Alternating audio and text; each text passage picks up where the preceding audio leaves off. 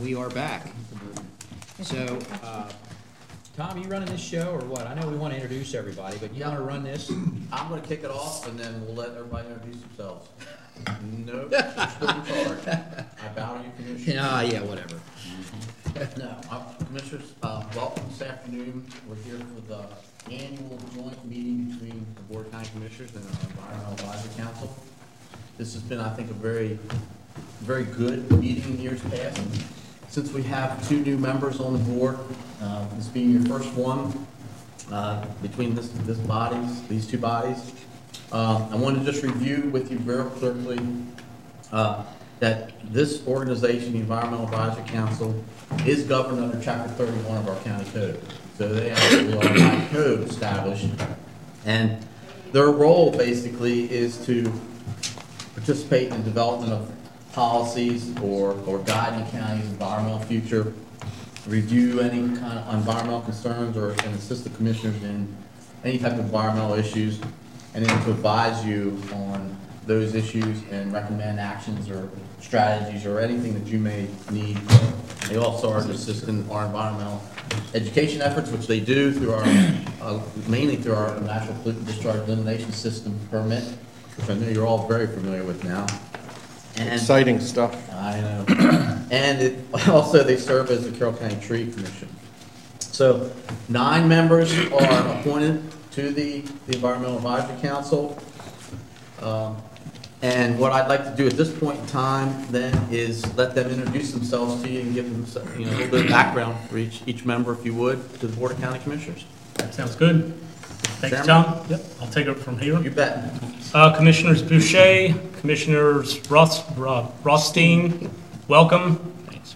Commissioner Frazier, Wance, and Weaver, welcome back. My name is Frank Vleck. I'm chair of the Environmental Advisory Council. A little bit of background about myself. I'm the owner and operator of Wakefield Valley Nursery in New Windsor. There I run a garden center which specializes in trees, shrubs, perennials, and I specialize in native plants as well. I've been at Wakefield Valley Nursery since 1985, and I've lived in Carroll County pretty much my whole life, so since I was 1.5 years. So we'll consider that my whole life. I've also been on the EAC for 5 years. I think I was appointed 5 years ago yesterday, as a matter of fact. So Happy anniversary. Thank you. Thank you. Thank you. My wife forgot, but I'm glad you didn't. Next up, I'm going to let all the other members of the council introduce themselves, and we'll start with our vice chair, Craig. Thank you. I'm Craig Paskowski. I've been on the council for 2 years, and I'm also kind of in the gardening, native plant, landscaping business. I work for a small, eco-friendly company in Howard County. I've lived in Carroll County for a good 25 years. 2 grown children, went to schools through here, and are doing well. And my time on the board's been really a good learning experience and sharing with other people that are pretty knowledgeable about all sorts of different aspects of environmental issues. My name's Ellen Cutsale. I am a town council person from Union Bridge since 2004. Don't know how long I've been on the EAC. I think they finally put me on it because they got tired of hearing me out in the audience asking all the questions. I've been coming to the EAC meetings since they started back up under Mayor Kevin, I can't remember, yeah, him. My real job, I work for an engineering firm in Frederick County. We're a geotechnical engineering firm. We do environmental site audits, subsurface exploration, construction monitoring, materials testing, chemical grouting, compaction grouting, soil nail walls, and a whole boatload of other stuff. Everything from before the building is thought about to information to design the building to the inspection after the building, when the building is being done. Lived in Union Bridge since 1970. 3 kids, 4 grandkids, and I still have a husband because I can't get rid of him. So there's that. Your turn. Happy birthday. Thank you. I think she says, before the meeting, she said her birthday was Monday, so. It's the 4th of February, that is Yeah, correct. that's close enough then. Yeah. 29 Holden. Oh, 59, proud of every year. Good for you. I didn't know that's where you worked, Ellen. I know a lot about you, and you and I have talked a bunch over the years, but I never knew that's where you worked, so learn something new every day. Yeah, So my that's- company's that's actually cool. done Yeah. work for Carroll County. Yeah, good job. Okay, thank you. Hello, my name's Dave Hines, Hampstead resident, presently working for the state of Maryland for the Department of Transportation and Facility Management and Operations. Retired out of airport management aviation. It's my first career. Been on the board on this council since 2013. I took a leave of absence for a while, but now I'm back. And that's what I have to say. I'm Tiffany Vanderwerker. I'm a hydrogeologist for the Maryland Geological Survey. Essentially, I conduct groundwater chemistry studies throughout the entire state. I'm a relatively new transplant to Carroll County. I've been here for about a year and a half, and I've been on the EAC for about a year now. So I've learned a lot so far, and I've really enjoyed it. So thank you. Excellent. Good And stuff. I'm Brenda Denny. I'm the secretary to the EAC, and my actual title in Department of Land Resource Management, I work directly under Tom as a special projects coordinator. We have three members who aren't here, two that are away this week.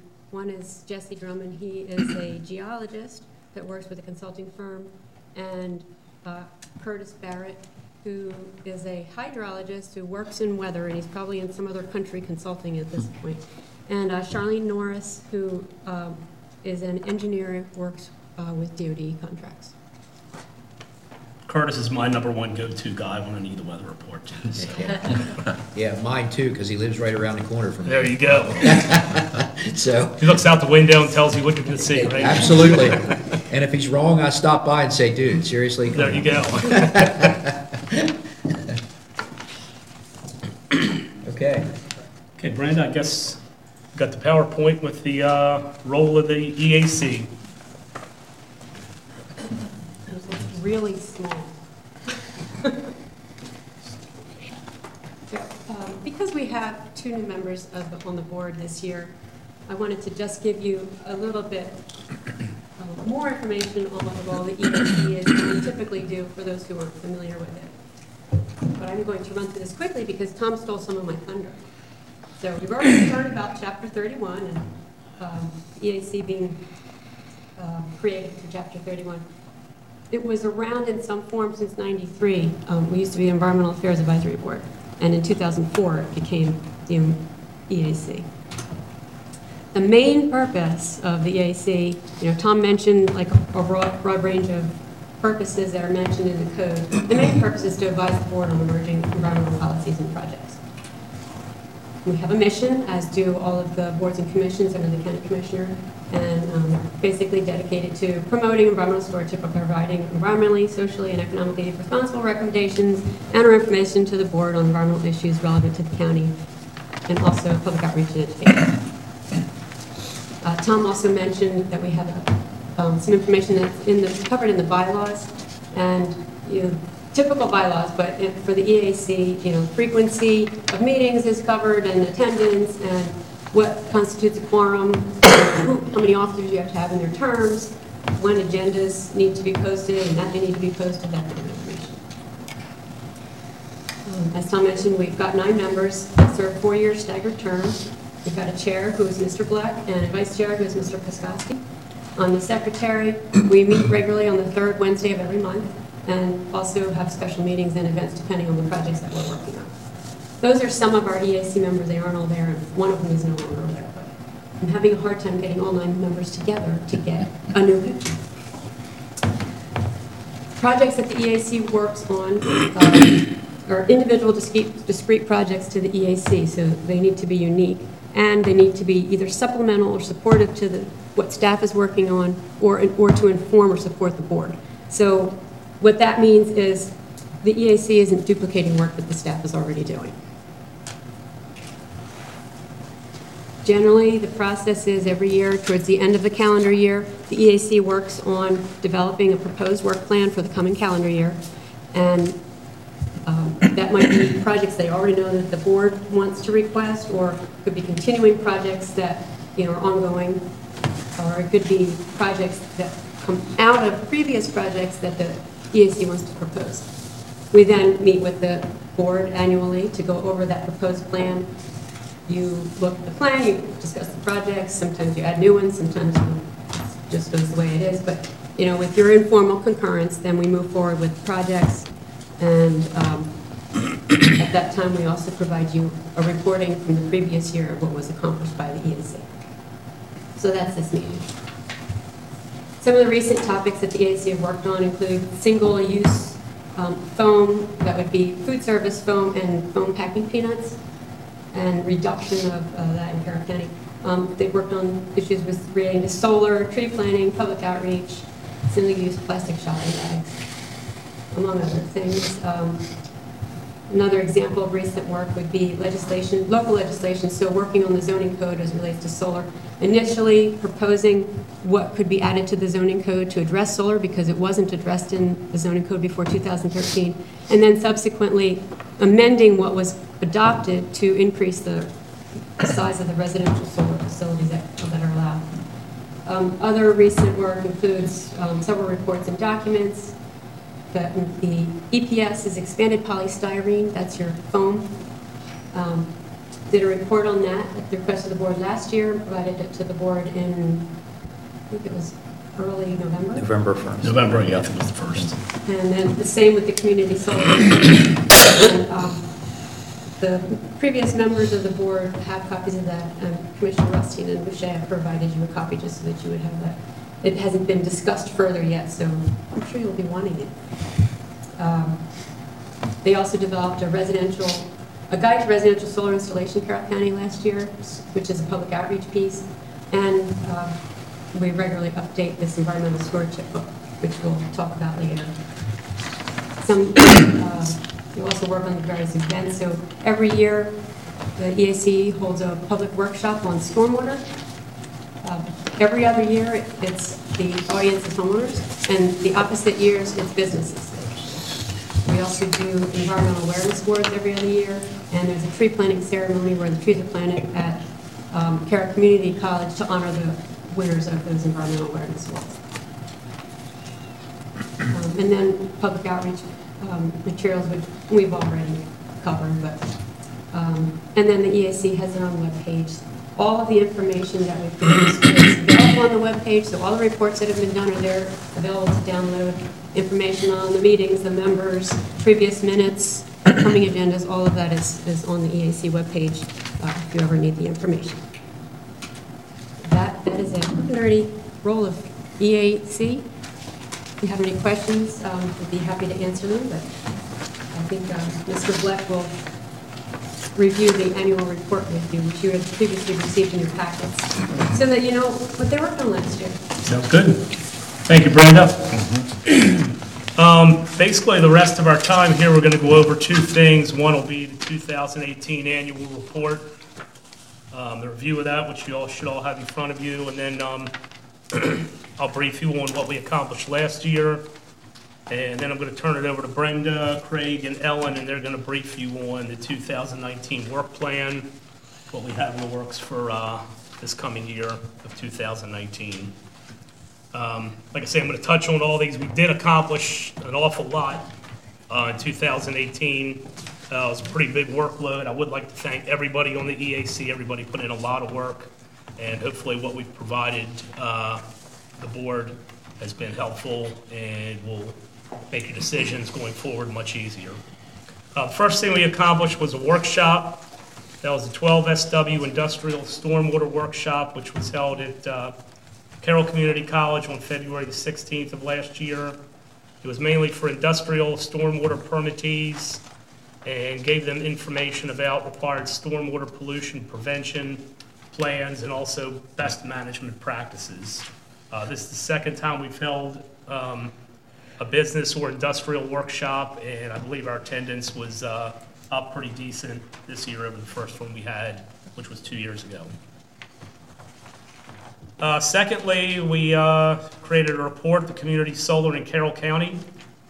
This basically talked about pilot solar programs, work and be developed in Carroll County, pros and cons of it, and expanding the access. This was presented to the last Board of County Commissioners on November 1st of last year, before the 2 new commissioners came in, so you guys probably have a little catching up to do on that there. So, we also produced another report. This was quite time-consuming and was quite an involved project, but I think it turned out very well and had a lot of information in it.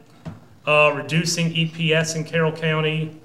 EPS basically being expanded polystyrene, foam packing peanuts, coffee cups, carry-out polystyrene containers for carry-out foods, restaurants, so forth. We were looking and gave you guys potential ways to reduce the usage of it in Carroll County, as well as pros and cons of reducing it, what would happen if it was reduced, and various options you could consider to reduce the product and the impacts it would have both on businesses and economics and the environment in Carroll County.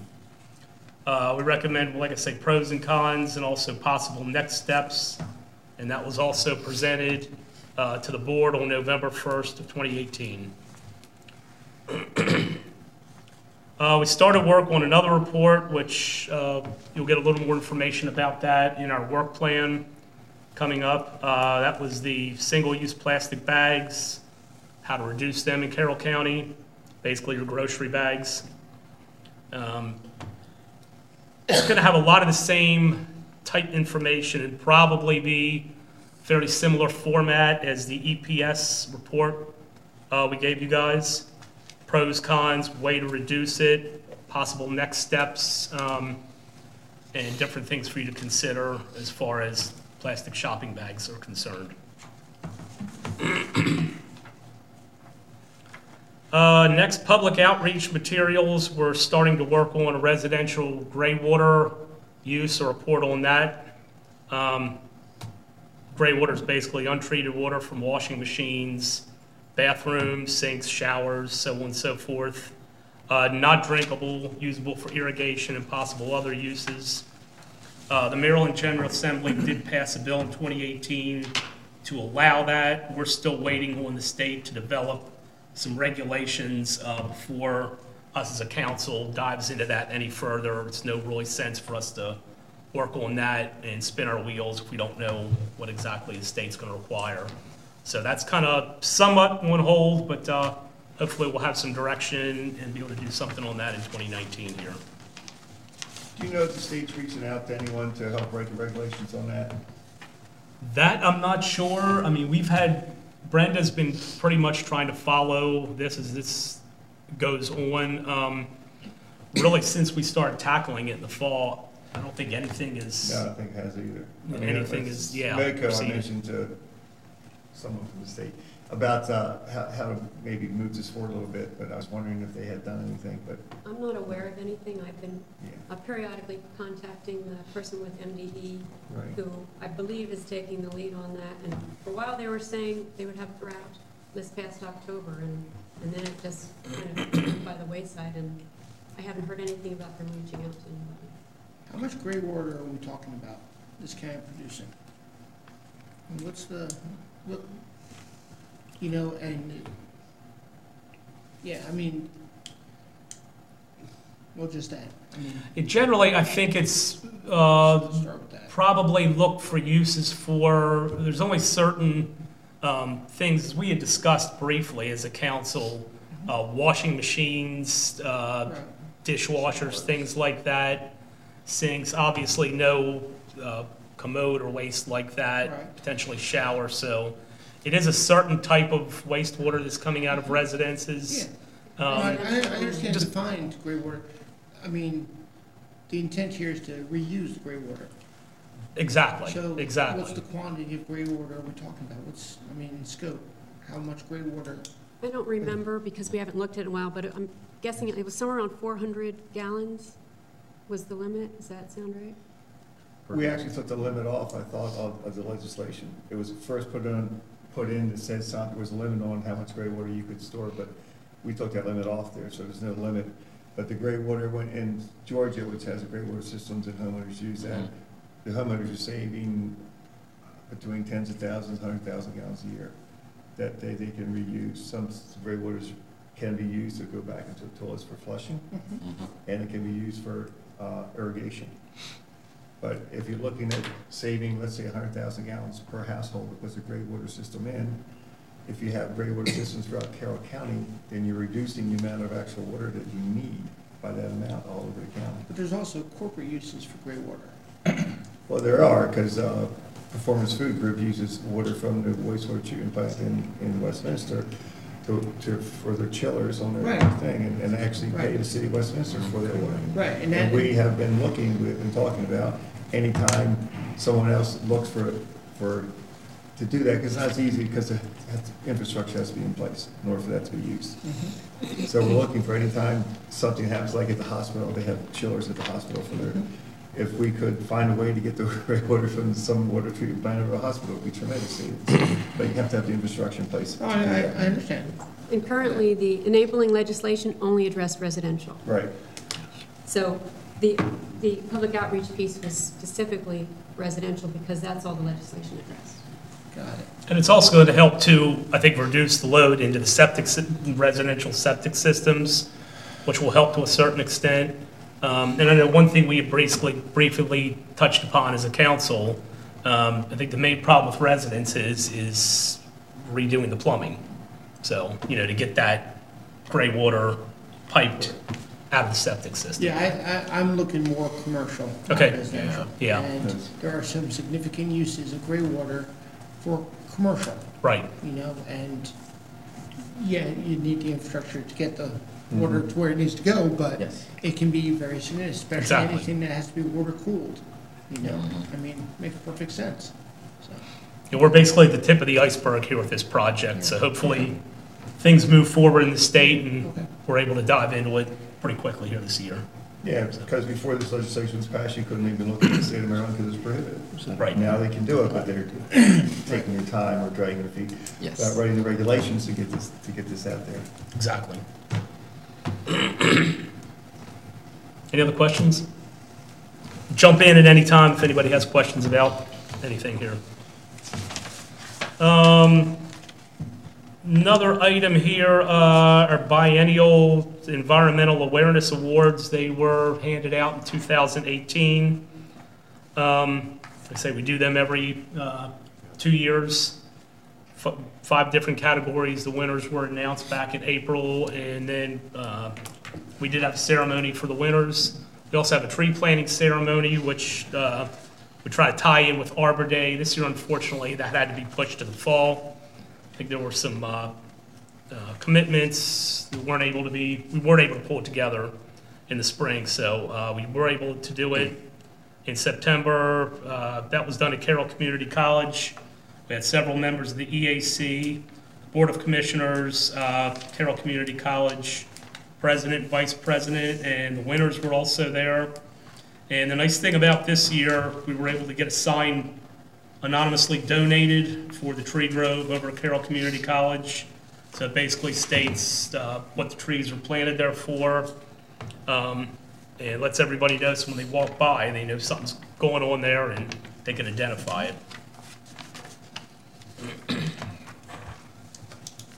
Okay, 2 other things. Solid Waste Advisory Council, the EAC used to have 2 members on that. We currently just have 1, which is Ellen. Not really a whole lot's going on to that. That's still an agenda item at all of our meetings. I think that They only committee meet meets once quarterly. every 3 months or something like that.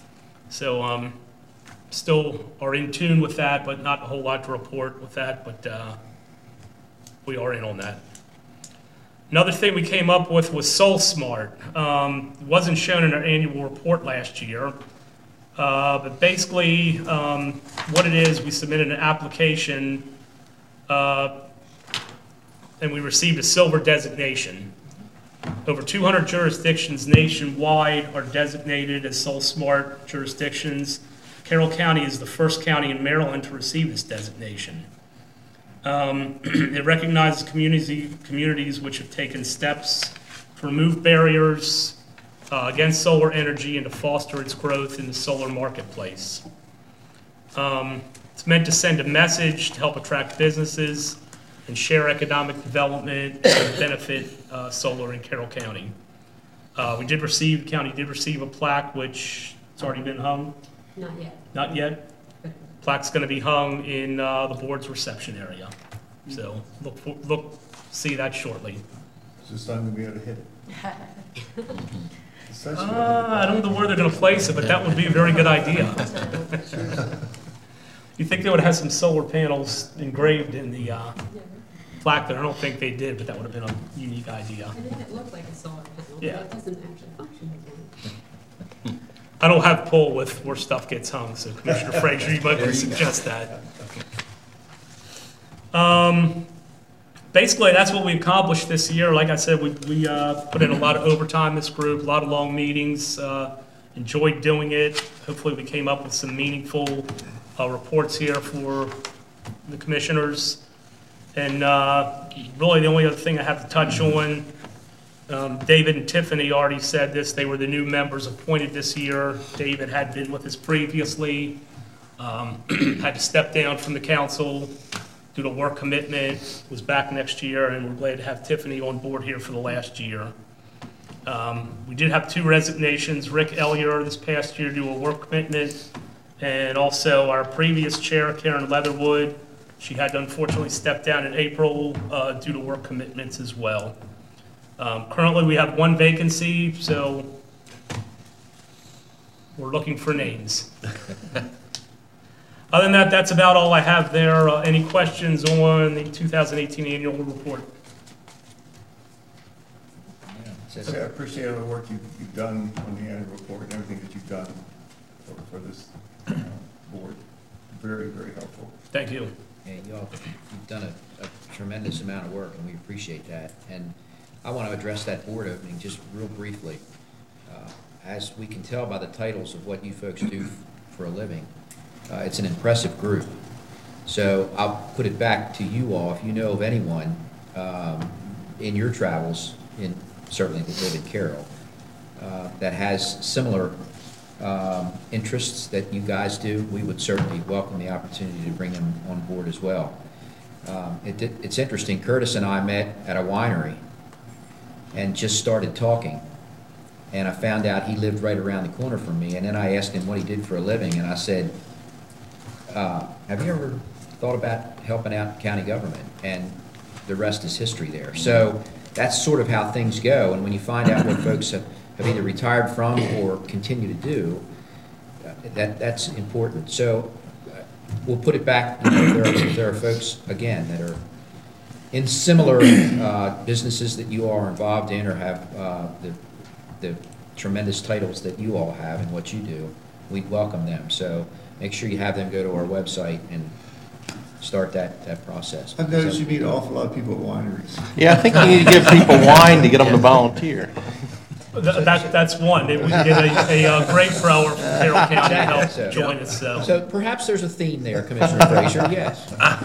Actually, I think we need another agricultural type person on the board, because Well, we do have quite a diverse group of Right. backgrounds We do, here, right. which is great, which you need. Right. Looking what we've done this past year, getting into the EPS, the plastic bags, might be nice if we could find someone that has some sort of background in, not necessarily plastics or whatever, but, Right. Yeah. that as well. Because I think the more diversity we have with different Right. job titles here, Karen had the Get a lot experience of- in like the waste. Yes, she did. industry, and Yes, she did. Losing her, I think, was. yeah. Yeah, well, we'll address that when we get to it. Right. But over the last 4 years, and I'll echo Commissioner Frazier, you guys have been very, very helpful in some of these issues moving forward, because you put the information in front of us, and man, that helps with our decision-making. So thank you. We appreciate Well, it. that's what we try to do, and especially with the EPS thing, there was a lot of, we held the one conference the one time with different people that came in, and there's a Right.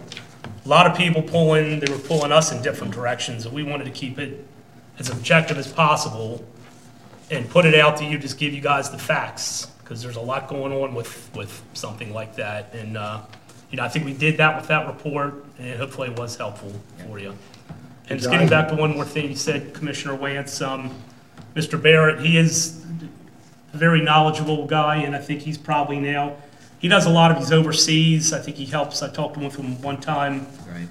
What are you doing in Vietnam? You know, he goes places and he helps local jurisdictions get like weather reporting systems set up and try to get them, their weather forecasting and prediction centers up to date with different technologies. So he's kind of steers them in the direction where to go with that in places that don't have the technology we do here in the United States. So, you know, he does a lot of great work. Your residential guide to solar use was phenomenal. I handed those out many times. Well, we've done a lot with solar, so Yes. I wouldn't say we're experts on Yeah, solar, now, and but we're getting there. You had the questions asked, people could read through it, everything's answered for them before they started. The questions to ask, and that was outstanding. Right. What you did. Well, a lot of that, the reports we send you guys, this lady over here has a lot to do with it. She's fantastic. This is the first, but it's not the last time I'm going to plug her and the job she does today, so. Yeah, Brenda She does a great job. Yep. All right, moving on, I'll send it over to Brenda, and she'll get started on the work plan here, and we'll move on. Okay, the last thing on the agenda is to actually review the proposed work plan with you. It's in your packets. I have 2 extra copies if anybody doesn't have it. Essentially, the work plan is based on the calendar year, and it's the projects that we're proposing that the EAC will work on for the year.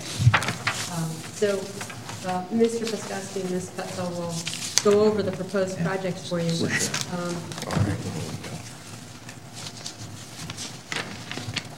And I just wanted to do a quick, Commissioner Weaver mentioned the residential guide to solar. There are a couple public outreach pieces that are in the work plan. So for those who aren't familiar, this is an example of the public outreach that we did for the Guide to Community Solar. And these are just some of the other types of, if you want to know what we would be doing, it'd probably be something that would look similar to this. You know, usually we do a booklet style flyer. So that's the kinds of things that we try to do with the public outreach pieces. Okay. So for 2019, on our work plan, we have several things on our plate.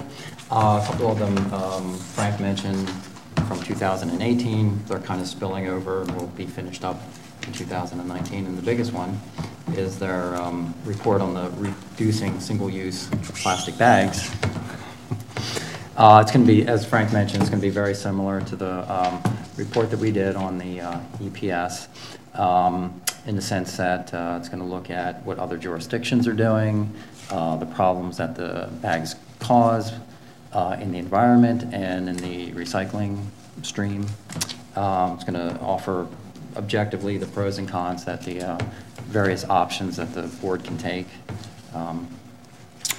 And we're pretty close to finishing that, probably voting on it in March, I believe, and presenting it to the board sometime in the spring.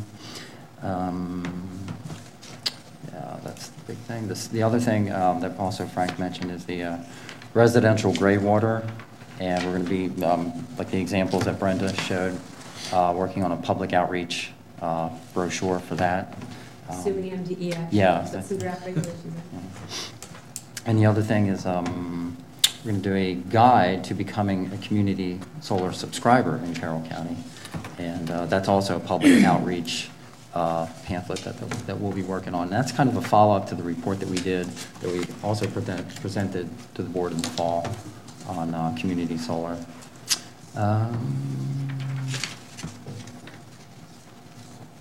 Is that it? Is there anything else? Yes.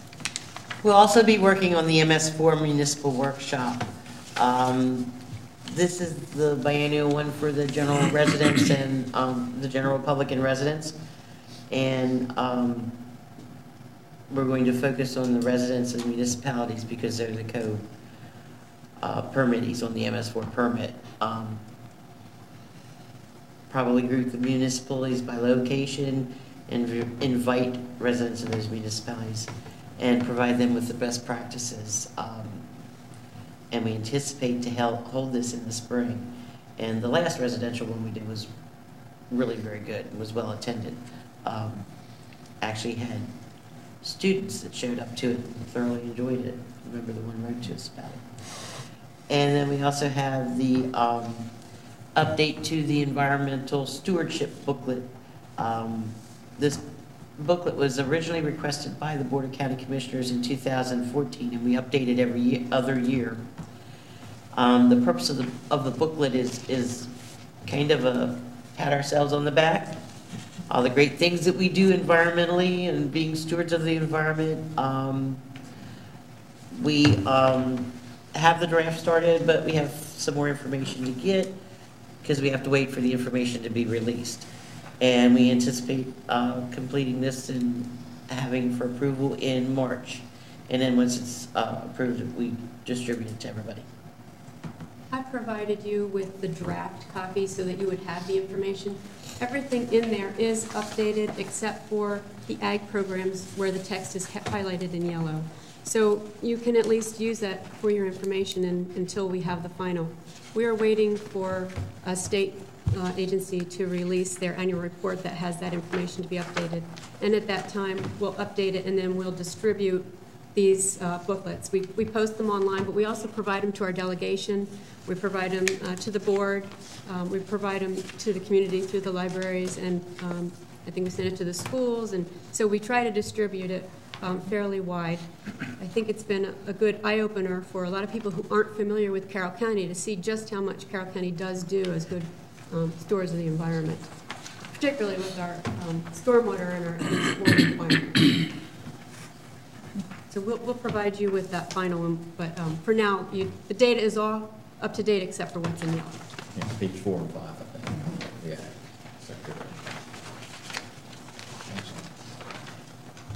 This is a very good publication as well. I think one of the best things, if not the best thing, this group has put out. I think it really touts how much we do in Carroll County to protect the environment and how big the environment, agriculture, and just the great outdoors is such a big part of this beautiful county we live in. So this highlights a lot of it in this stewardship pamphlet. And what you're also doing is you're addressing how you are focused on protecting our environment, but also how our environment can be used for energy and opportunities, and that's what you're doing in here too, which to me, it's nice to say, we're protecting, but it's better to say we're doing it and these are the values and gains from what you're doing. Exactly. And it has to do with the solar energy, the use of gray water, and other, techniques to use some of the energy, like, especially water. I mean, I'm very specific on that because in a past life, I had a data center and it needed 5 million gallons of water to be used to water cool this data center. I didn't have 5 million gallons of water. They moved water from Howard County down 32 into this data center, reused it, and then pumped it out of my water distribution. It was a innovative way to use our environment to, service a very significant effort in this data center. As an example, now, I'm not saying that we're going to have data centers here in Carroll County, but there may be other large industrial efforts being used that need water, and we're not going to have it, but gray water could be used. So those are the type of things that I like thinking about. And what you're doing here is you're providing that template. You're giving us that foundation of where things are, how they're being used, and then looking at how, in the future, what could be next. So I appreciate all the work you're doing. And I'm glad you brought that up because as we do dive into the gray water, we can look at it from that perspective as well. What's that? Don't dive in there. Well, let's delve into the gray water. Swim around in it. No, but we can look at other options like that, like how we can use it not only for, watering your lawn or whatever, but use it for, there's numerous things you can use. Absolutely. And your example there is kind of like going back to the old days, a lot of the old mills that used to be in Carroll County. Otterdale Mill comes up, where they used to use the water of the streams to run the mill, to power whatever they used there for. So, we can use the environment for profitable means as well. Absolutely.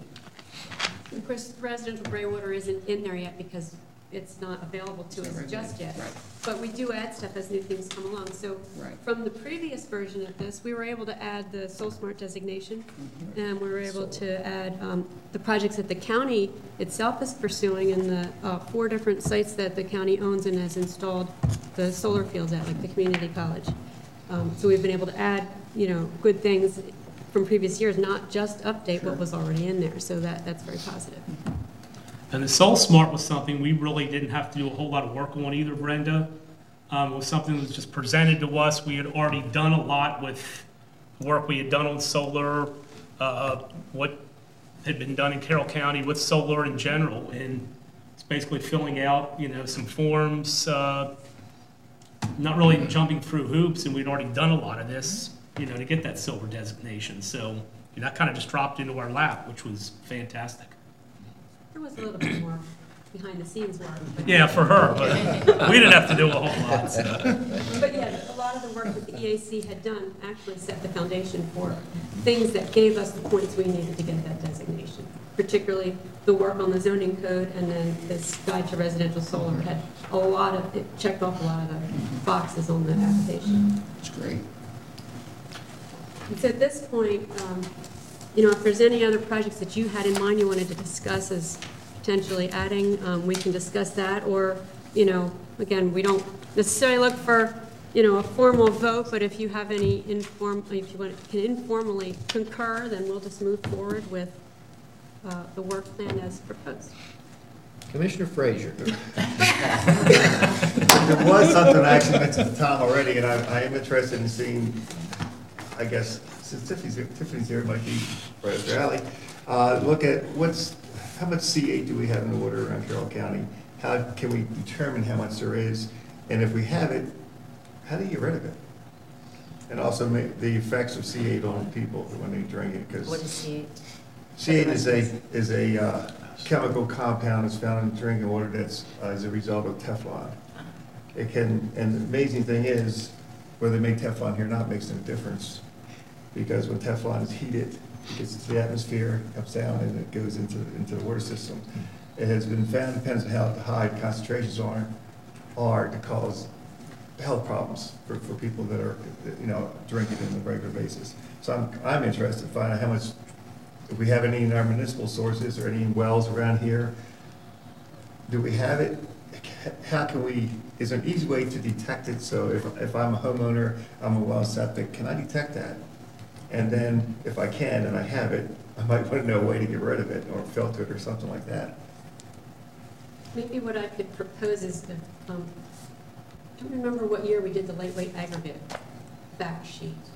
Were you on the Yeah, I board then? remember that. It's either 2017. 16 or 17. Real recently.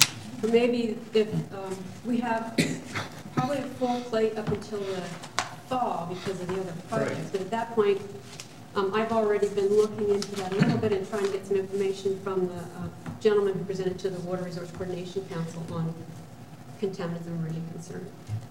So maybe at that point we can look and put together like a short fact sheet that I'm would not trying to just rush give you you, but- information. But you asked. Right. Well, as Brenda indicated, several weeks ago, we had a presenter on that specific topic to our Rural Resource Coordination Council. It's ironic because Mr. Fraser came up to me the day after and asked me if I knew anything about that. I said, we just had someone talk about it the day before, and we were going to be following up on that and get a little bit more information. He gave a broad overview of that. And apparently there's been a lot of research done, but there isn't anything actively in progress to address those basically, call them contaminants, but there's no federal regulations or anything either in place or looking to be in place at this point in time. So we'll follow up and get more information, and Brenda said we can create a little fact sheet to just kind of make sure that the facts are out there, if nothing else, regarding those topics. In line with that, the conversation we had this morning about the quarry, there are things that can be preventative and activities, good measures taken, personal measures that will minimize threats, like in the quarry, with mussels, washing the suit or something before going into the quarry type of thing. But there's other things that are out there that, a fact sheet of some sort. What are the good activities we can do to prevent situations that can, it can lead? Again, being good stewards, obviously is one step, but there's, I don't know, it just may be something to take a look at that, again, bringing attention to being a better steward. We have developed a lot, some of those, related to residential and business practices, and specifically sometimes if you have a car wash or different things that you're doing. Right. And we have those developed for our MPS program, some of them. I think we're always looking to develop new ones, and the forum that we're planning on having in the spring with the municipalities, we're going to actually get very specific. Some of the forums you have been a little bit more general. This time I think we're looking to be more specific, because we're targeting the municipal residents and talking more about storm drains and where your water goes, and a little bit more specificity to the meetings than what we had more with the general public. So that's our idea for the upcoming. But certainly I think, yes, we are always trying to develop things like that that are easy for people to read, easy for them, but to get an idea in their head. Yep. Okay. I have one that was brought up here. Pool water. What do we do with it? You swim in it. You mentioned that, but we actually have a fact sheet that Glenn Edwards with our MPDS program developed. We have a brand new fact sheet that we've distributed to our municipalities at our last training in November for their citizens. Again, another one that we can, and it provides all the do's and don'ts about pool water. It also talks about the Maryland Department of Environment stance and regulations regarding pool water, because you are not supposed to just discharge pool water. You certainly can't discharge it to a water body. Wait, what? So we do have a best management pool water fact sheet. Oh, okay, well, this was just brought up to me by a person in the municipality. Yep. How do I get rid of it? Yeah, well, we have those available, and if it's a person in the municipality, they can contact their local office or municipal office. I think they will have that fact sheet available there. If not, they'll direct them to us. Okay? Good, you're Those ahead out in of the me. public watching, you have a fact sheet on pool water discharge. You know the number of that fact sheet? Okay. Okay, so I have a question. So we're allowed to take gray water and do irrigation, but you're telling me right now we're not allowed to take pool water and discharge it? It's because of the chlorination. Really? Chlorine. That's too high to kill plants. So that only applies to pools that use chlorinated water. That would be correct, Because yes. there are pools out there that use salt water. Well, that's a whole nother issue that has not been addressed yet, but will need to be addressed. We have, yes, that's a issue of emerging concern in the community. I'd rather have my pool water irrigating my grass than gray water. Yeah. Well, I was going to tell Commissioner Weaver, I'd rather dive into pool water than gray water like myself. One other thing too, and I saw this the other day, Commissioner Boucher, I think you've taken an interest toward flooding concerns in Union Bridge. Yes. With State Route 75. As that progresses, if there's anything we can do as a council. Sure, I'll try to keep you guys in the You know, loop. I'll give you my card. Okay. I'm learning as I go through all Right. this, because when I initiated contact in the feds, I had no idea it would encompass so many components Oh, and exactly. agencies. Exactly. It digs deep into everyone. But I think the environment's real complex, and especially a floodplain. I Right. think it's real critical to preserve our floodplains. Right.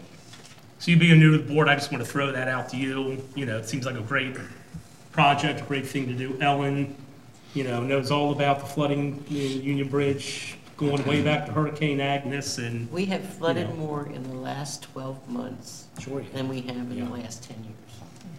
As That a is- kid, I the remember roads Agnes down flooding in 75. 72. Yeah, train tracks were all like, It was a mess. they were devastated through there. I was just a whippersnapper, but I remember Yeah. it. So like I say, if you keep us in mind, if there's anything, All right, know. before I leave, I'll make sure I give you my okay, card. sounds good.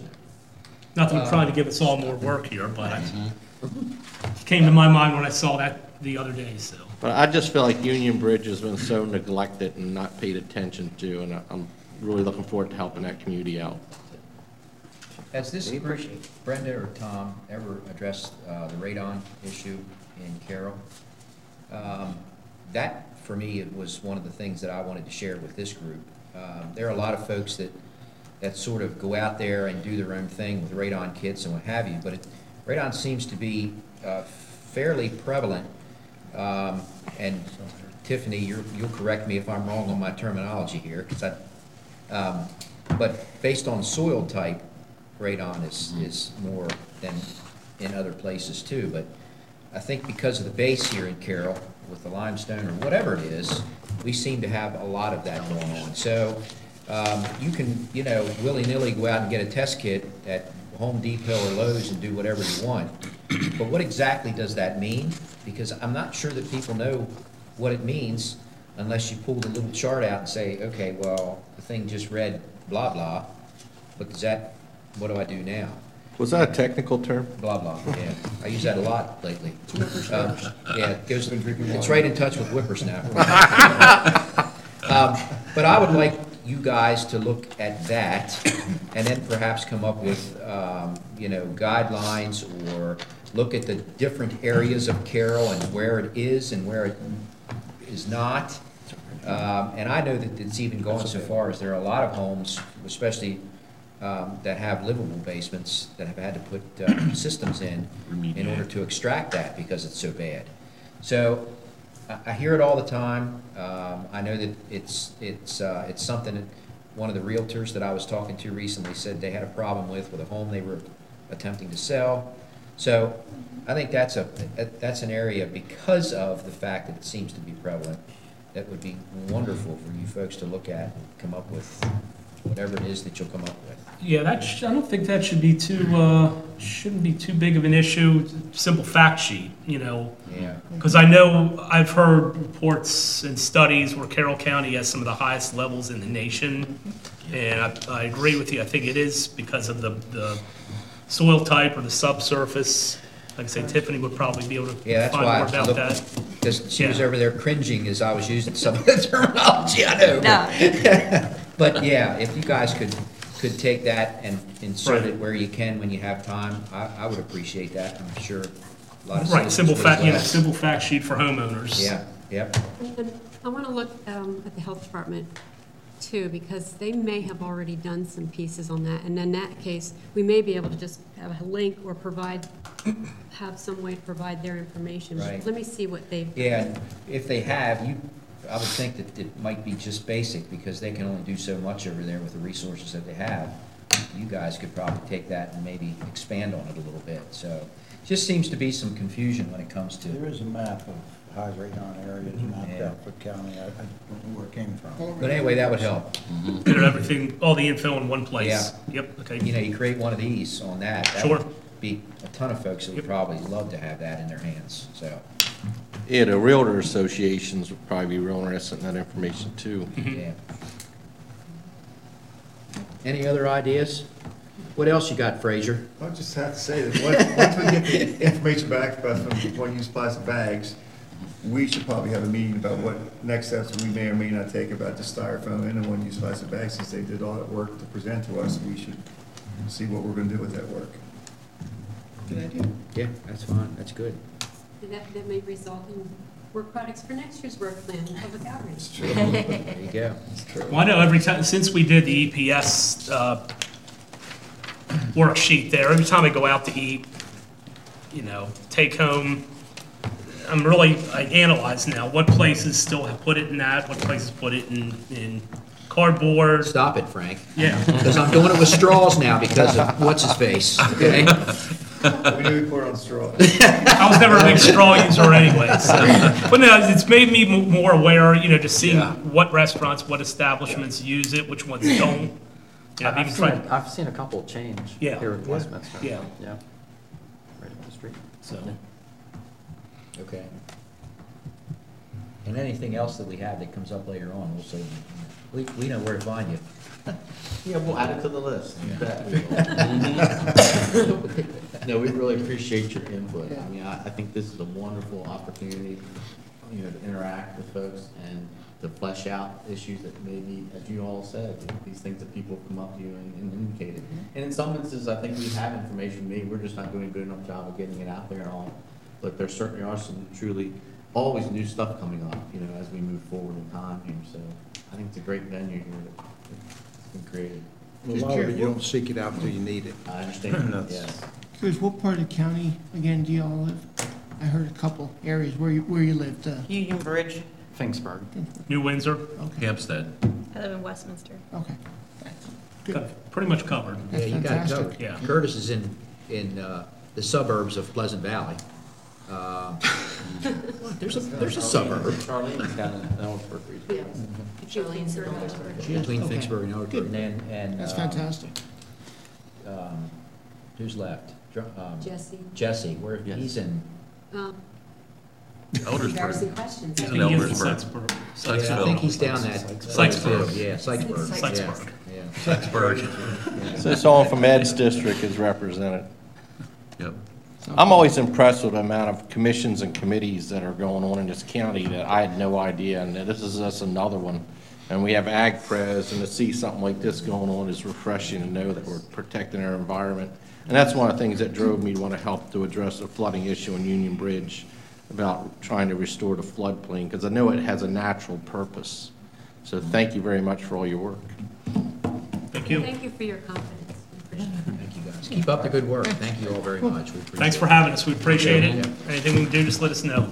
Yep. Thank you. And send me an email, Tiffany, and let me know how bad I messed up that. Will do. Thank you. Thank you, guys. Thanks. All right. Okay, we want to take, let's take 5, because we're kind of ahead of schedule, make sure the players are out for the Yeah, next one. 100% So we'll take a 5-minute recess. I always keep my meetings under time.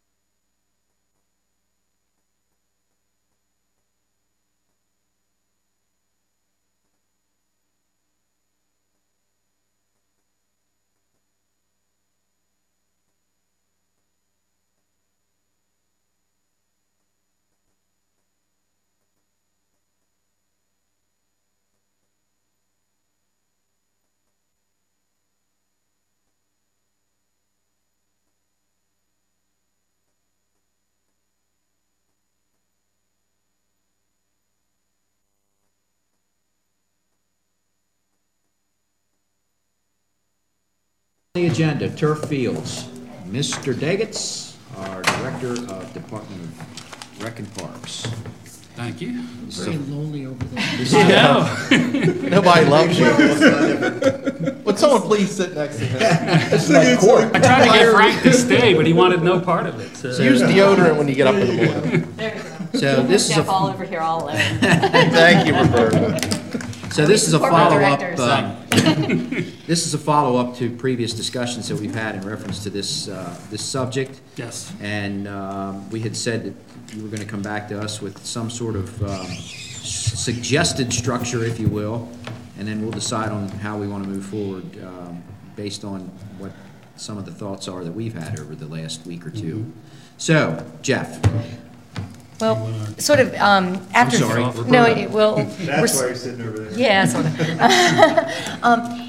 So I think we're a step before that, Okay. a little bit. After having thought about the motion and the discussion the board made 2 weeks ago, I guess it was, the 24th, we felt it was prudent to return to clarify some of the board's direction and resolve some of the potential conflicts that we saw with prior decisions that the Board of County Commissioners had made. Now, it wasn't this composition of 5, but over the last about 5-6 years, there have been a series of decisions and discussions about this topic as a whole, turf fields and then the broader community event center. And so first we want to go over a little history, and I'm going to pass something out that will show you the history a little bit, and then ask you some, and then we're going to move on to asking sort of some hopefully pointed questions, a little pointed questions that will give us, I think, the direction. Thank you, sir.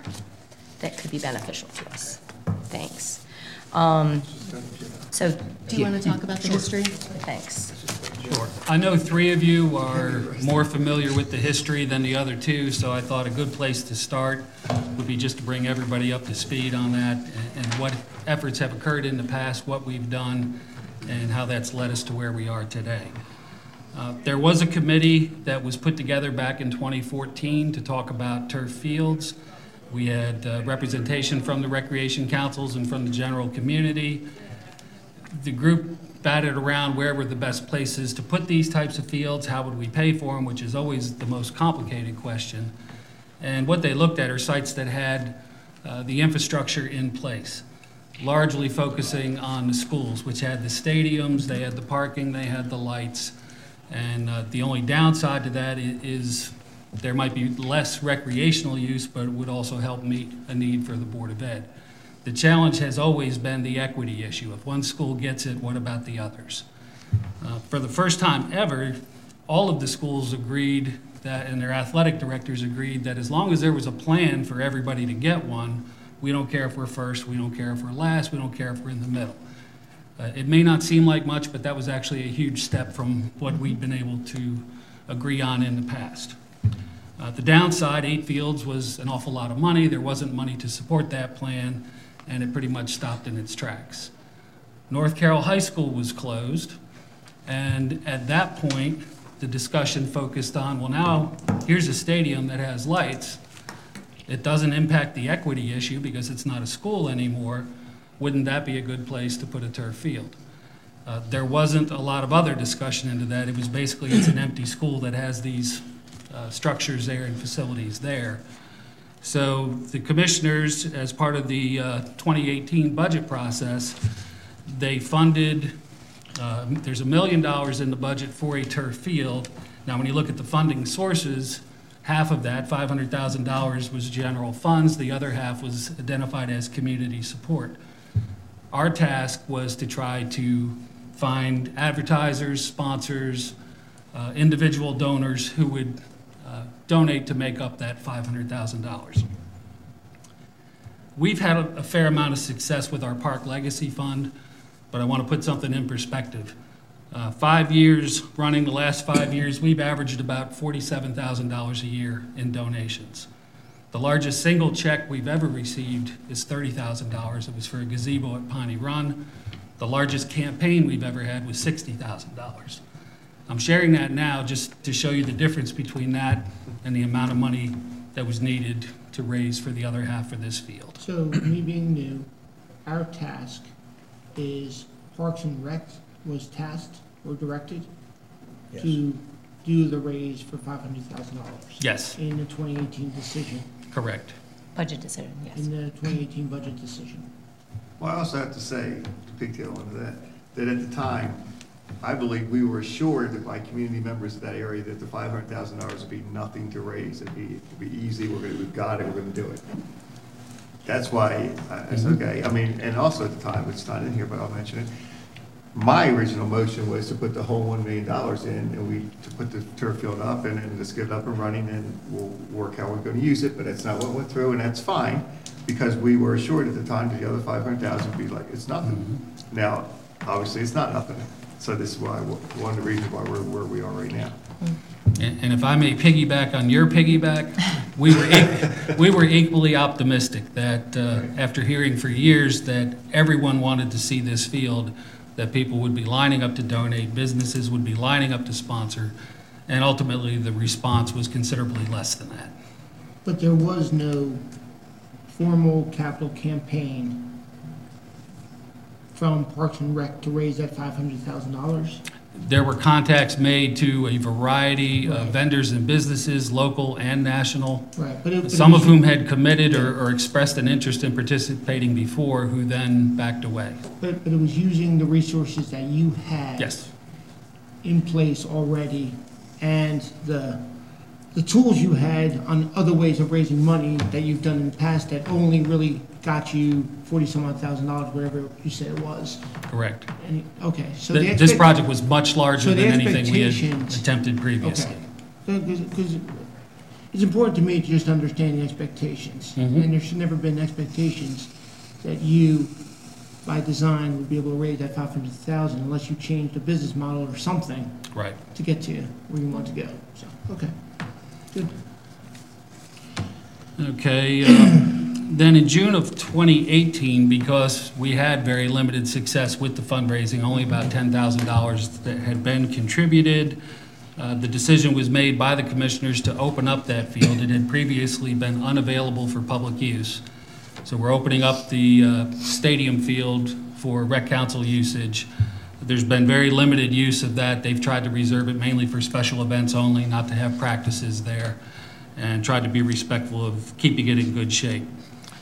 So some of the questions that we have, not sure how this direction of opening it up, if it changed, and it may not have changed at all, the original direction of trying to raise money for the turf field at that location.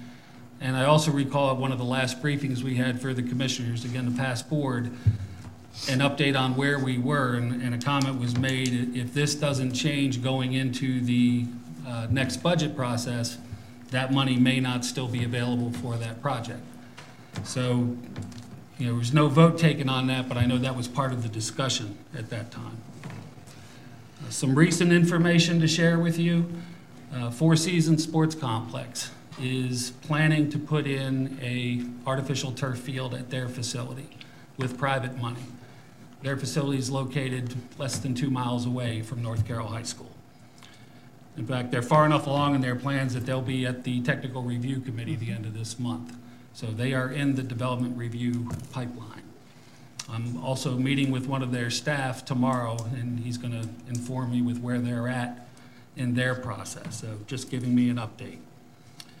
January 24th, 2 weeks ago, there was discussion about a task force for a Carroll County Community and Events Center. And then where would we be looking? Are we looking at one site? Are we looking countywide? We talked about rec council representation. Is that the only representation that we want? Does that conflict with the prior direction from the board? And I don't say any of this to be critical. I say this looking to try to make sure that whatever path we start down, it's on the path that you want us to start down. Right, we want to make sure we're going in the correct direction, whatever that is. And so you see then, we've sort of put forward a few questions. I think 3 sort of basic ones. Is it direction to install a turf field at North Carroll High only? Install a turf field somewhere in the county? or pursue creation of a larger community event somewhere in the county, event center somewhere in the county, and then sort of sub-questions, especially if it's that larger one. I think if that's the direction of the board, and that's, and then we need to really clearly identify what the charge of this task force is going to be. But we can have that I would suggest we have that conversation second after we sort of have the decision on those first three questions, or some direction related to those first three questions. Okay, I mean, I can jump into this one. jump. It's not about North Carroll High School only. That was never the intent of the motion, at least that I thought was made, or that was made a couple weeks ago. It was about turf fields, but in addition to turf fields, kind of what you have in your third large bullet, about turf fields, an event center, complex, focused on a vision of supporting our community, our county, residents, and the needs of our county. To look holistic at the county, to look at a turf field, because that's what this money, is designated for, this $1 million that was put into the budget. 500,000. 500,000, I apologize, 500,000. And then the bond bill that is being proposed, by the delegation, that may get us to a turf field at North Carroll High School, and that may be a good, strong decision made to start. But it's more than just that. It's really focused on the entire county. That's why I wanted a county perspective and getting the communities from all the districts involved on what they believe is the best needs for our county. Well, and they're not necessarily two mutually exclusive things either. I mean, just to be clear, I believe, and Ted can pop up and correct me, or anyone can correct me, but I believe the $500,000 in the capital program at the moment is specifically for a field at North Carroll High School. That's the Not a way in which it field was. anywhere. That's the way in which it was put into the budget 3 years ago, Right, or and- whatever it was. It was, or two, or whatever. Yep. It was specific for that facility, and all discussion centered around that, which is why the bond bill was, Is also specific. is to also North Carroll High specific School. based on that. So, I think you're saying the right thing, Commissioner Rothstein. It's just that this is, the turf field at North Carroll is specific to the funding that is currently in place and the funding that we are hoping to get, which I gotta tell you, I can't imagine us getting $500,000 on a bond bill from the state for a turf field. In checking with my colleagues from around the state, and Queen Anne's attempted the same thing, there wasn't any money then. I don't know if there is now, but there wasn't. So, but that's just my opinion based on what I've heard from my colleagues. That, we'll cross that bridge when we get to it. I have two things. So, If you're finished, I'm sorry. yeah, that's fine. I interrupted you this morning. So We thought you were done this morning. You hesitated too long. I took a breath. Go ahead. Weaver jumps in. I just But wanted- anyway, I thought you were actually I finished. forgot all about that, but I'm sure. Okay, but for two things. First, when we put the $500,000 aside for turf field, it was for North Carroll. But my expectation, I think everyone's at the time, was that we would raise the other $500,000. That hasn't been done. So I'm looking at it like, okay, and you may disagree, then that kind of frees that money up to go to a turf field anywhere, or put it back in general fund, whatever we decide, because the parameters we set for that weren't met. Therefore, I don't see us handcuffed to that right now. Second thing, if Four Seasons Sports Complex, which is 2 miles away, which is planning to open up their own turf field, I don't know that the county government should be in competition with another turf field that's right there. With private industry. It bothers me, yeah, because they're putting their money up with an expectation of the use of that field, because there aren't any right now. If that guy gentleman goes through with his plans and puts that turf field up, and 2 miles away, you put up another turf field. I just don't think that's a good idea from a business, it's just the way, I just don't want to interfere with private business. And I think that's what we would be doing here. Now, if we're looking at putting that money and putting it somewhere else, more than 2 miles away, miles and miles away, somewhere else in the county that might be feasible to put one up, that might be okay. But even then, when the guy's putting his own money into putting his turf field up because there's a need in Carroll County, I don't want to compete with him. I think where that other $500,000 comes from, whether it's from the community through this fundraising effort or through a bond bill, should be regardless. And, you know, if the money is there, the infrastructure is there, all the measure, you know, the things are met, that would be the best location for a turf field, and we, you know, it should come back to us with that said, that Rick's recommended a turf field be built. But that's again where this community task force comes into play, to looking at all the resources available and what are the best locations and more importantly, the needs of our community. So you're just to be clear, so you're saying that it wouldn't necessarily, I mean, the task force could easily come say it should be in East Podunk part of Carroll County. I mean, I don't want to mention any particular part because I don't want, I'm not trying to. They can mention Westminster, they can mention Sexville, they can mention wherever. East Podunk almost sounds like my district. It's a little west of your district. You're a suburb of it. So anyway, you're a suburb of it. You're right, they could. But again, the expectation is that they would be looking at the resources available, you know, and if there is $1 million available and tagged for a location and the infrastructure is in place, then there should be an expectation, I would think, that they would come back with that recommendation. But you're right, not necessarily. You know, if there's no need for a turf field up there, or it would not support the community because of another private entity coming in, they may say, let's take that $500,000 and apply it to some other location and forego the bond bill. I don't think that's going to happen. I think they're going to say, hey, a bird in the hand, you know, if this all comes together. But again, that's where this task force can objectively look at the county itself and the needs in the county. So the way I think the questions are put to us here, we have 3 choices, and I agree with, I thought of the task force type thing would be ideal to look at this whole thing, but I think we got too many things in the fire. We have to narrow it down to one thing. Turf field, just one turf field here at this point. I think we do need to look at the other aspects of this and go from there.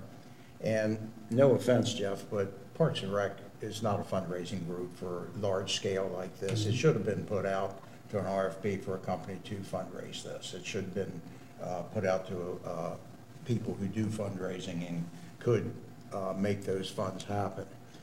I also look at a site, stadium built around it, lighting, everything's there. And you look at infrastructure, and I asked some people who build these, when they built most of the ones in Howard County, we save about $400,000 just by what's already there, drainage and stormwater management and those things. So we're looking at, you know, $1 million set aside for this. I'm not sure we're gonna need $1 million when it's all said and done. So I've been doing some research from other companies here outside, or not companies, people who in the industry deal with it. So I'd like to see right now, just looking at, okay, turf field. Then we set up a committee to start looking at where they are. I mean, if you look at Howard County, what they have, 17. I'm not sure what the exact 18, number is, but they've got a number of them, and they've also benefited from some of the pricing because of that as well. And, you know, we had 500 sporting events canceled here in the county last year, plus rec council events and all that. Yes, there's a need for turf fields. More, 1, 2, 3, 8, I don't know what the magic number is, but they need to be more than just 1 or 2 in a county this size. And if we're going to attract people, if we're going to grow in this county, we need to have some attraction for the younger kids. And And I used on younger kids up to about 40, I think. Some of That those. younger get older every year? Yeah, the kids at all different ages. Let's And go a little more. narrow this down first. This is a big elephant, and I've made it bigger, we're mentioning the event center, I think. And yes, we need to tackle that, but we tackle one little step at a time. First of all, we earmarked the money.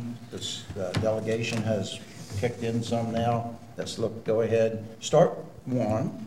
We develop the task force. We start with other things out here. We do need to look at this. This is an area, you guys are doing a great job in Parks and Rec, but I was in a meeting last night where we have a private baseball field in Finksburg that's privately run, and they're saying, man, this is just unbelievable field we have, because they have the ability to shift things around. You have to provide for everybody, but we need to get into this a little bit. We need to have it run by a private entity, and that's down the road. But first of all, we have to start with step one. But if you're making the argument to focus on just a turf field, and Four Seasons 2 miles away already has the plans in putting a turf field in place, then that would satisfy that need, and then another turf field could be built somewhere in the county. So I'd be careful to just look at it that, closely, because,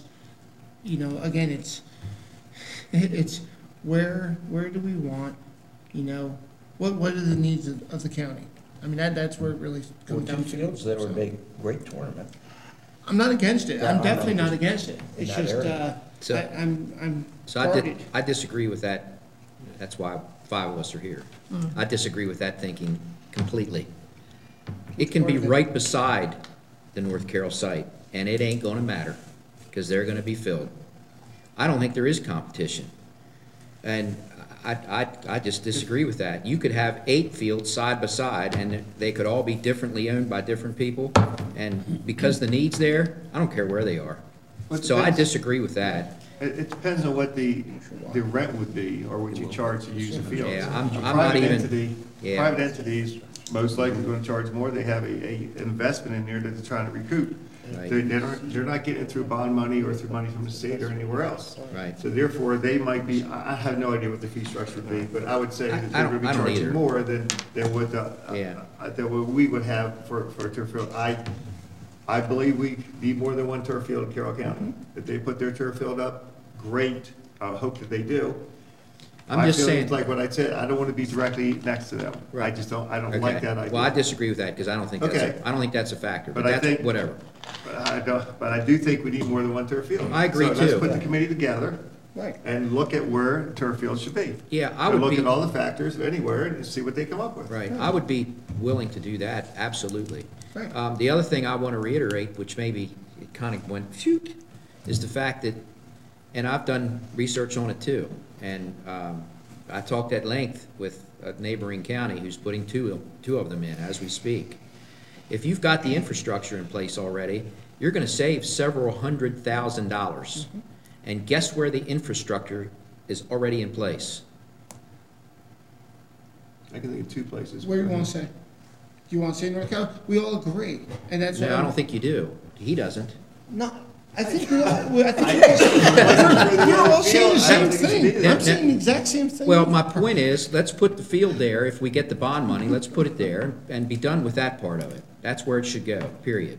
Then that's just my opinion. And Then now maybe the look, committee. then look at the committee, of putting the committee together and have them look at additional spots that it would be available. The bottom line to this whole thing is too, we can have a committee look at every place that we want to put a turf field from now till the sun goes down. Who's going to pay for it? Well, that was another question in there. Well, it depends on How where will the you board put it. direction be funded? It depends on where you put the field. If you're looking at North Carroll and you got the bond bill and you've got the 500,000, that could pay for that field right there, and that's a strong argument for putting that field right in that Okay, spot. okay, I'm not arguing with that. okay. But there are other areas, I mean, the one I brought up earlier, Carroll Community College. You can put the $500,000 of our money there, the college can go get additional money from the state for their own purposes to use to put a field right there. But can So, yes, I was assured that they could. They don't even have a team yet. Well, they're They good. don't need the money for a team, they need the money for the field. I know, And the but field I- there could be used, again, what you just mentioned, the team for the college, And when the college isn't using it, because let's face it, they're not gonna use it 24/7, it could be used for community use as well. So if, depends on how it works out, and that's why we need somebody else besides us I to think, look yeah, at this because I and tell come you, up with where it should be. I think we're back at square one. If the decision is to build a turf field in accordance with what the budget money was allocated, and you believe that the additional, or we believe the additional money coming from the bond bill would match that 500,000, and it's designed to go to North Carroll High School, then let's put a turf field in North Carroll High School. I mean, I'm 100% fine with that. That doesn't bother me whatsoever. And if that's step one, that's fine. It's just, the piece that I'm looking at is for, the comparison that there's all these other turf fields in all these other jurisdictions, there's many of them, I got that. If there's a need and requirement for turf fields or complexes in the county, then I don't think by design we're here to make those best decisions, and we could use the input from the county. And that's where this task force came about.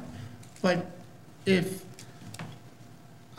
we want to go with where the infrastructure's in place, the money's been allocated, the $500,000 bond bill is going to be met, and then once that's met, we say, yep, let's do it and make it happen and put it in North. I'm 100% fine with that. That doesn't, Okay, that's not what I was hearing. That's, well, I'm sorry, I was confused. What you were hearing was that the concern I had with a field being built 2 miles away, and then we're trying to push something at North Carroll. I'm like, well, then why are we building this task force? I'd rather not build a task force to do that, because then we're gonna have a lot of concern of where the best locations are. I think we as a board can make that decision, because we've already made the decision through the 2018 budget. Right, I think what you're saying is if the decision of the board is just to say, if, once the money's there, build a field at North Carroll High, Yep. then we don't need a task force. That's right. Because Right. that's clear That's direction. right. We don't need a citizen group to say, oh yeah, make it blue versus green. That's right, and that's exactly right. Right, but if the. Blue is Right. nice. Blue's nice. So we want to decide blue to there. hold on this task force approach and look at the money that we've allocated, the Board of Commissioners directed to be used from the 2018 budget. Then let's follow through with that decision and get it done. And then after that decision is done, we can follow up with a further discussion about building An event committee. center of some sort, yeah.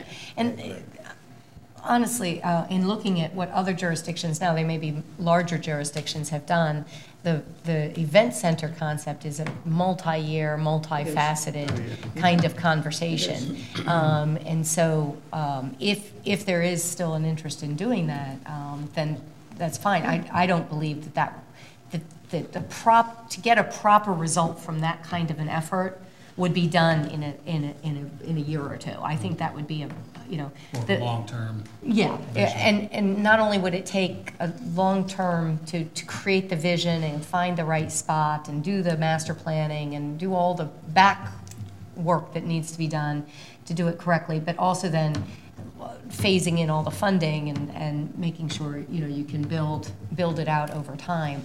You're talking, and I'm not saying we shouldn't do that. I just think it's a longer term process than just the turf field at North Carroll, if that's what you're interested in. The bond bill discussion that our delegation is moving forward really ends up being a plan B of how they were gonna get the extra $500,000. Plan A was the fundraising approach. And I appreciate our delegation stepping up, saying we have a plan B in place, and that's what they're doing. So focusing on that effort, building a turf field in North Carroll, using that money plus Plan B, we move forward. It's got to be contingent on Plan B coming to fruition. That's kind of... Well, that's obvious. Well, it's not obvious because because my concern is somebody's going to come up with a Plan C, and we're going to be having this dance again. We have to get So, off, so and I- we've and been I- batting things around yeah, for years. right. Time to make some decisions and move forward. Right. Okay? So My that- question, what happens if the money doesn't come through the bond bill? Well, that's my point is, no more Plan C, let's take it away and move forward. We put an RFP out, fundraise to a company to do it, and we could happen. Okay, but We've never done this. no, we haven't, but if there's, So, but the Go ahead. problem with that is we What? spend money to make money. I know. right, so my thing is, my suggestion would be that if it doesn't come through that way, then we could look at Carroll Community College and ask them to go to state to get money to put a field over there, because we still have our 500,000. If it doesn't come through for the state bond, if it comes through state bond, put it in North Carroll. I'm okay with that. I was for that 2 years ago, I haven't changed my mind, be great. If it doesn't come through, my own reservation is the new one being built 2 miles from it, and I don't like that, but I can't do anything about it. If it doesn't come through that way, Carroll Community College, let's look at them, ask them to ask the state for additional funding, put it at Carroll Community College. It's gonna cost more. Okay. You don't know that because you have no idea how much the bond bill is going to bring in, or you don't have any idea how much Carroll Community College is going to get. It might not. Just I mean, it won't cost infrastructure for the us field, that's what anymore. it means. It won't cost us anymore. But it costs about $300,000-400,000. It won't cost us anymore. But- I'm looking at but- money for us. But I think we don't have to even go down that far. Let's down see the what road. happens the first thing. Let's Yeah. get through the session, the bond bill, and, let's make this decision that we will execute the $500,000 contingent on the bond bill coming through, that the delegation is pushing forward, of the $500,000 to put a field at North Carroll High School. Is that a motion? Period. That's the motion. Okay. Second. Where's your motion? Okay. So, and that's pretty much cut and dry. Right. But to your point, Dennis, too, typically, or historically, these bond bills never come through with the amount of money that are asked for. So what happens, and I don't want to add a lot more discussion to this, but what happens if we get, half of that? 200,000. Let's make it contingent on the bond bill coming through to 500,000. If it does not come through with the appropriate amount, then we have to reserve to have this discussion. Okay, that's Okay? fine. And that's fine. I Yeah, mean, that'll work for me. And I think we can also look a little closer as what the actual cost would be. I agree with Commissioner Weaver that it will probably be less than $1 million. It's going to be more than 500. We know we're going to need some. no, I got it. Some But- additional so amount of it's money. contingent on, the motion is that 500,000 executed contingent on the bond bill coming with a significant amount of money to allow us to put the turf field at North Carroll. If it does not, then we need to have a further discussion on what to then do with the $500,000 in the budget. I mean, I know that's very lengthy, I apologize. No, that's fine. You build the then turf this- field at North Carroll as long as the money comes, enough of it comes through Yeah. to do so. If not, Correct, and then we'll we'll execute have a the conversation. 500,000. And the discussion about the task force, I do believe is the right thing to do, but we are not prepared at this point, or mature at this point, to get us there. So let's get through step one, as you shared. Okay, I got a motion and second. You second that, right? Okay. Any other discussion? I've kept my mouth shut through this whole thing. All those in favor of that Sportsman motion? here. Aye. Aye. Any opposed? I believe it's a unanimous, yeah. Okay. Thank All you, right. gentlemen. Appreciate the extra Yeah, conversation on That it. ain't, that ain't easy to have, so. No, and it helps us. Yeah, Thank you. because we're It's a- making a lot of decisions based on what if, Yeah, yep. so we'll see. Their fallback position is hire the Girl Scouts to sell cookies. They do a great job. You never know. They can All probably right, raise any- half mil. Anything else? Got that? Is there a second? Second. Motion to adjourn.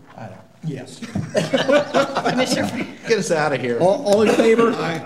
Aye, thank you, we're adjourned. Have a safe weekend. Supposed Thank to you, snow. Jeff.